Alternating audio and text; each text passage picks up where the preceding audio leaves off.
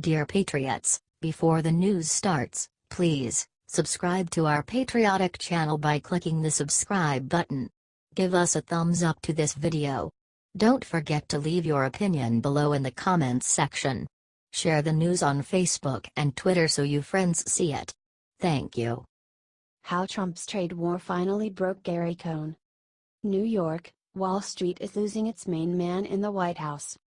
Gary Cohn, the hard-charging former Goldman Sachs president who eased market fears about President Donald Trump's erratic presidency, said Tuesday he would leave in the coming weeks after losing a bruising internal battle over trade. Cohn, a New York Democrat and avowed free trader, tried desperately to persuade Trump not to impose sweeping tariffs on steel and aluminum, arguing they would kick off a global trade war that could damage the U.S. economy. Trump so far has ignored Cohn's advice, siding with nationalist advisors who strongly favor the tariffs. A meeting planned for Thursday at the White House with executives from companies that could be hurt by tariffs has now been canceled. Cohn, known in his decades on Wall Street as a pugnacious trader, is not leaving the fight right away. He plans to stay on for at least a couple of weeks and continue to battle Trump and the White House nationalists to more carefully tailor the tariffs to avoid antagonizing allies and inviting retribution. But he's given up hope of winning the battle completely, people close to him said. One person close to Cohn called the loss over tariffs a breaking point for an advisor who drafted resignation letters last year after Trump's response to a white supremacist march in Charlottesville, Virginia. While the steel loss served as the immediate trigger, Cohn had been planning his exit for over a month. He told Trump 6 weeks ago that he planned to leave at some point in early 2018 after completing his main agenda item, the $1.5 trillion tax cut the president signed into law late last year. Trump asked him to stay to help with his trip to an international economic forum in Davos, Switzerland, and the State of the Union address. Then he asked him to stay for the rollout of an infrastructure plan. Cohn decided within the past few days there would be no perfect time to leave, according to a person familiar with his thinking. Now was the time to pull the trigger, especially given his frustration over the trade fight. Cohn also wanted to start returning calls from top companies offering jobs, something he would not do while still working on policies that could impact those companies. There was no big Oval Office meeting or showdown between Trump and Cohn on Tuesday. The pair spent a good bit of time together during the day. Cohn sat in on Trump's meeting with Swedish Prime Minister Stefan Löfven, though he didn't attend their joint news conference. Instead, Cohn huddled in his office with NEC staff members to let them know of his plans before the news broke. The tight-knit group shared a few laughs. Nobody was really surprised. They'd expected Cohn's announcement for weeks, though many expressed sadness afterward. He's been an incredible boss, and it's been one of the most amazing years of my life, one NEC official said. There could be more turnover on the NEC staff following Cohn's departure, depending on who ascends to the top job. The only name currently in wide circulation is Larry Kudlow, the economic commentator and former Reagan administration official. Kudlow, who urged Cohn to stick around, was caught by surprise by the announcement. Like Cohn, Kudlow has been highly critical of Trump's decision on tariffs, something that could make it harder for him to get the job. While Cohn's plans to leave were widely known for a while, the bitter internal fight over steel clearly accelerated his departure. Last week, Cohn told White House Chief of Staff John Kelly that if Trump launched a full-scale trade war, he would have to quit. The threat did not stop Trump from announcing the tariffs. And so far Cohn has not been able to slow down the president's march toward enacting the levies. The president reiterated Tuesday during the joint news conference that he wanted the tariffs and didn't fear a trade war. One main question now is how markets will respond to Cohn's departure. Dow futures tumbled Tuesday evening as traders digested the news.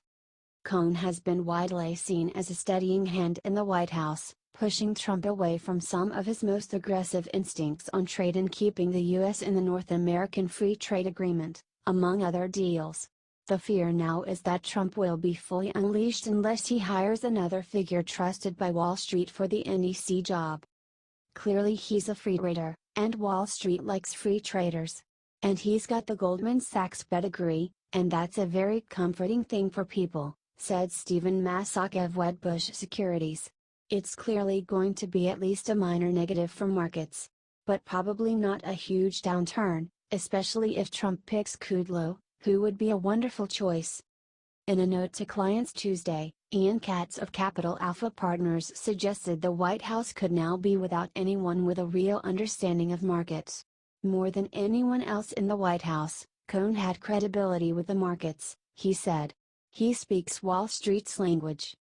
Cohn for now has no plans to return to Wall Street but is likely to entertain offers from a number of the nation's largest companies. He grew up in Ohio and bounced around different schools while battling dyslexia. Cohn began his professional career at U.S. Steel and is said by those who know him to want to return to a more Main Street career rather than go back into finance. There is no succession plan in place at the NEC, people familiar with the matter said. In addition to Kudlow, OMB Director Mick Mulvaney is on the list, according to one Trump advisor. The president likes both of them, the advisor added, and either could serve the White House well on both the substance of policy as well as with the economic message. Andrew Ristusa and Nancy Cook contributed to this report.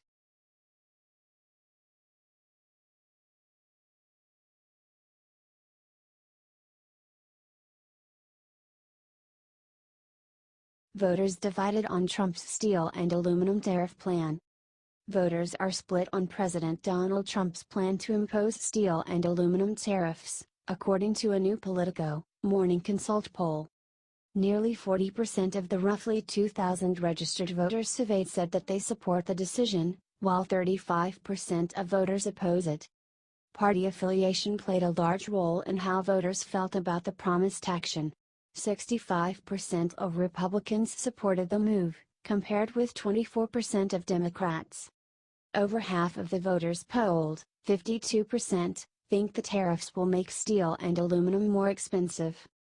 Half of the voters polled believe actions other than tariffs could help promote American-made goods. 50% of voters think more free trade agreements will help open new markets to domestic goods and services. About 25% of those surveyed think tariffs and other barriers are effective against internationally produced products. On Tuesday, Trump said he wouldn't back down on the proposed tariffs despite intense backlash from the Republican Party. Trump has said that he plans to impose a 25% tariff on steel imports and 10% on aluminum, with details to be announced this week. The Politico, Morning Consult poll was conducted March 1 to 5, surveying 1,993 registered voters. The margin of sampling error is plus or minus 2 percentage points. Morning Consult is a nonpartisan media and technology company that provides data-driven research and insights on politics, policy and business strategy. More details on the poll and its methodology can be found in these two documents, Doplins, here vertical bar crosstabs, here.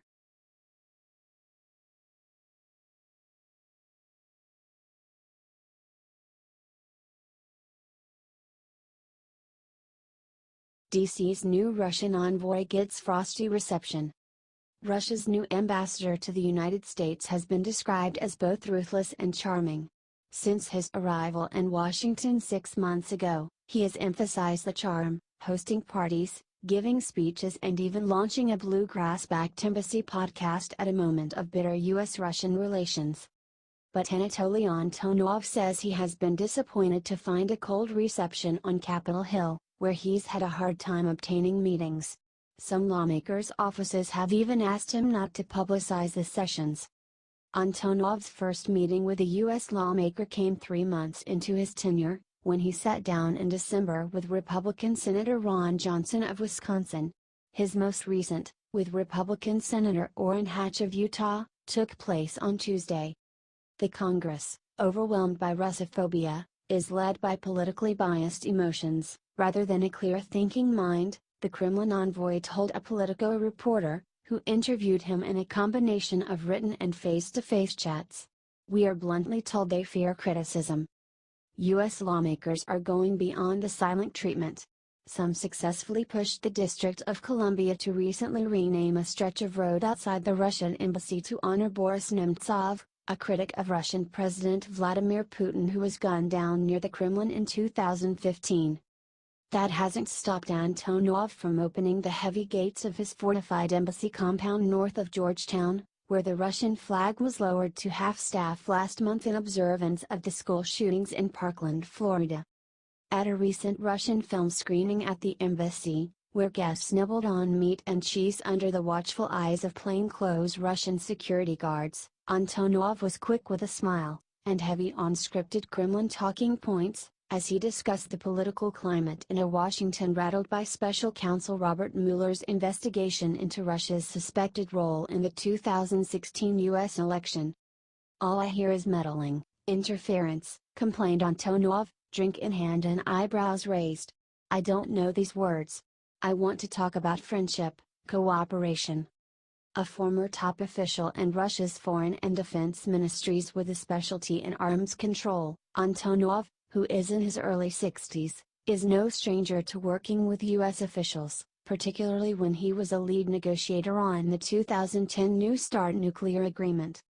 Antonov did tell Politico he has received quite a warm and friendly welcome at the White House and State Department, though he did not offer details of those meetings, but he lamented that the constructive attitude of my American colleagues does not turn from words into practice.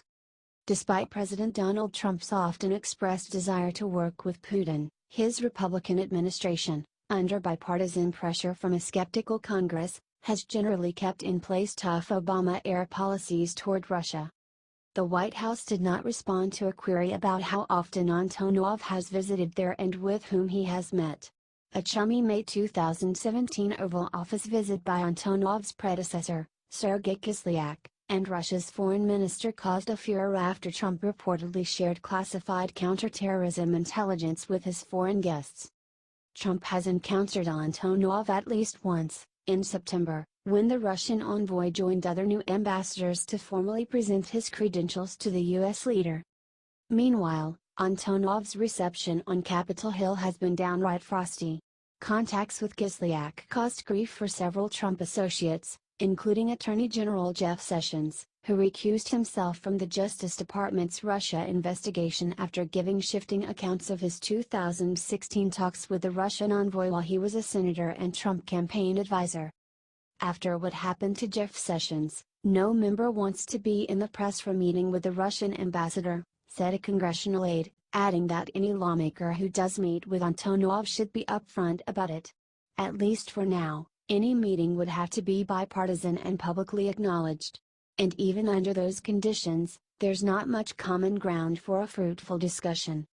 Congressional officials also worry that the Kremlin could exploit such a meeting for propaganda purposes, to obscure the fact that most U.S. lawmakers are suspicious of Moscow's motives and support tougher sanctions on the country. Politico reached out to more than 40 Senate and House offices, mainly those of lawmakers on the Foreign Affairs committees. Most didn't reply, several said the Russians haven't requested a meeting. Of the lawmakers whose offices Politico queried, only 2 acknowledged meeting Antonov, Johnson and Senate Foreign Relations Committee Chairman Bob Corker, a Tennessee Republican. Corker's office said he met with Antonov in February and that the pair discussed issues ranging from Russian election interference to shared interests, including recent arms control developments. Corker met with Antonov on the recommendation of U.S. Ambassador to Russia John Huntsman, his office said. According to a congressional staffer, Huntsman, who arrived in Moscow last October, has told U.S. lawmakers of his own difficulty arranging meetings with Russian officials. Russia often emphasizes the diplomatic principle of reciprocity, and Huntsman has indicated that his situation in Moscow could be linked to Antonov's challenges in Washington.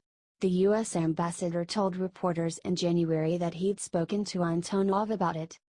"I wish we had more meetings, and we will continue to ask," Huntsman said, according to Russian news agency Interfax. "It is important on both sides that we have access to senior people, because unless you are talking to people, you cannot create a dialogue and you cannot solve issues together."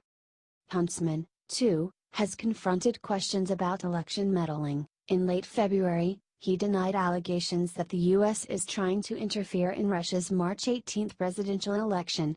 I don't know how that's possible, Huntsman said, according to Moscow's TASS news service. Antonov and his aides declined to address specifics about his meetings with lawmakers. Johnson, who also sits on the Senate Foreign Relations Committee, met with Antonov in December ahead of a planned visit to Russia. Johnson scrapped the trip after a fellow senator who planned to join him, New Hampshire Democrat Jeanne Shaheen, was denied a visa. Hatch met with Antonov at the Russian embassy on Tuesday. The Utah senator arranged the meeting, which included emissaries of the Mormon Church. The Utah-based church has faced challenges operating in Russia. Senator Hatch met with the Russian ambassador and LDS church leaders this afternoon to discuss U.S.-Russian relations, religious issues, and the hope that the ambassador will accept the invitation to visit Utah in the near future, said Hatch spokesman Matt Whitlock. A tweet from the Russian embassy featuring a photo of Antonov shaking hands with Hatch declared that, both sides agreed on importance of restoring normalcy in our relations. Antonov is described as more hard-edged than Kislyak, a soft-spoken but well-connected figure who generally avoided the media. He has a reputation of being particularly assertive when it comes to promoting and protecting Russia's military capabilities. The European Union has sanctioned Antonov for his role in orchestrating Russian aggression in Ukraine, though he has not been sanctioned by Washington. He can turn on the charm, and he could also be a Rottweiler, said Alexander Vershbow, a former U.S. ambassador to Russia. I don't think he wants to burn bridges in his first year. Added a former Western diplomat, at the end of the day, he's quite ruthless and a political survivor. And now, Antonov's instincts are leading him to reach out to Americans instead of hunkering down in his massive embassy compound. He has instructed aides to get out more often, and attend functions around Washington, D.C., to gauge the temperature on Russia-U.S. relations, according to Russia experts in Washington. Antonov himself often leaves the U.S. Capitol to spread a message of good fault will. But he can be firm about Russia's prerogatives, even if it means mocking the United States. During a trip last fall to San Francisco, where Antonov reportedly stopped by Russian consular facilities shut down by the U.S. government, he rejected allegations of any Russian role in the 2016 campaign while slyly critiquing the American political system. It's said by your president that the United States is a superpower. Nobody can beat it, Antonov said, according to one press account. Please. What just happened? Antonov's embassy now releases a weekly newsletter and podcast, whose host begins each episode by saying, "Hello, America," or "Good morning, America," amid the energetic music of a Russian bluegrass band. The ambassador described the approach as a modern revival of a Soviet legacy. During World War II, the Soviet embassy used to publish information bulletins. Now we basically do the same thing, only we post it online, Antonov wrote in response to a series of questions. Reality shows that leading American media practically does not use Russian original info sources. We are trying to fill this gap. Antonov is also continuing to pursue Kislyak's tradition of hosting cultural events, including by showing modern Russian films. In February, the embassy drew a large audience eager to watch Going Vertical, a Russian movie based on the Soviet Union's improbable 1972 Olympics gold medal win over the heavily favored U.S. men's basketball team, a contest the U.S. considered stolen by suspicious refereeing. While Antonov said he plans to deliver several speeches in Washington in the coming months, he feels his message seems to resonate best elsewhere in the United States. The further from Washington, he wrote, the less prejudice towards Russia.